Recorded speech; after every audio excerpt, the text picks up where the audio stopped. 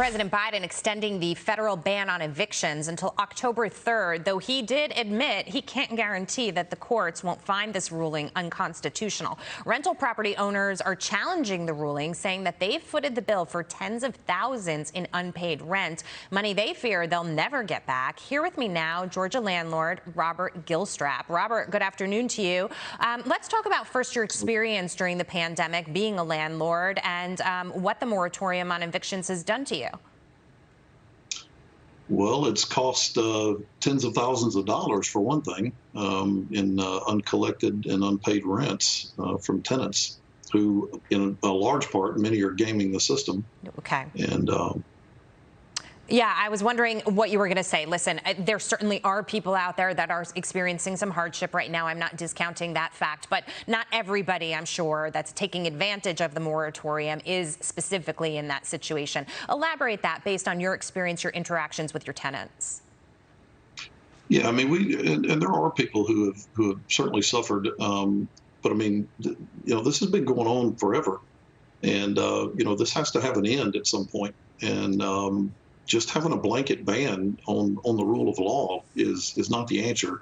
And I would also add that the answer is not printing more government money and handing it out like candy. So, I don't know what the long-term solution is, but what I'm worried about right now is the overstep of the Biden administration in trying to continue and perpetuate this unlawful act.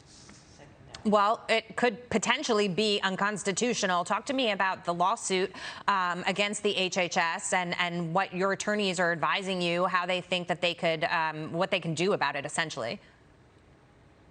Well, we actually had a hearing about an hour ago with Judge Friedrich in the district court in D.C. And so hopefully she'll rule pretty quickly. And I thought it was interesting during the hearing that the government doesn't assert any kind of new legal authority whatsoever. Their words, not mine. And so that's baffling to me, that if they know that they have no new legal authority and they're resting on what they had before, and what they had before was shown by Justice Kavanaugh to have no legal authority, it would seem the question is already answered. However, we know things don't always work out that way. So. Yeah, well, it would seem to me that they're essentially, going out on a limb here, assuming that if nobody challenges them, they'll get away with it. Exactly. And I mean, they kind of said that, right? I mean, look at what Maxine Waters said. Who's going to stop them? And look at what the Biden administration said right before. It was, hey, let's put it out there. And by the time it works its way through the courts, it'll be a non-issue. I mean, to me, that's gaming the system, and definitely not something that, the highest office in the land should be doing, in my opinion. It is gaming the system. And when it comes to the tenants, they claim hardship, they don't pay you. But I'm guessing that the bank that holds your mortgage is not going to be as forgiving when it comes to you writing the check. If you don't write that mortgage payment, you'll be considered in default. Exactly. There's no moratorium on foreclosures, and guess what? It's not just paying the mortgage payment. Yeah. Remember, we still have to pay taxes. We still got to pay insurance.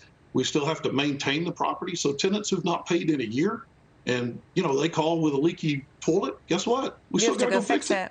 That's the law. Wow. Well, we wish you good luck with this, and hope that there is some resolution to it soon. It's difficult to be at a time during the pandemic where we feel like, to an extent, we're moving backwards. And it's wonderful to see you and hear your story. We'll follow up with you, Robert. Thanks so much. Thank you.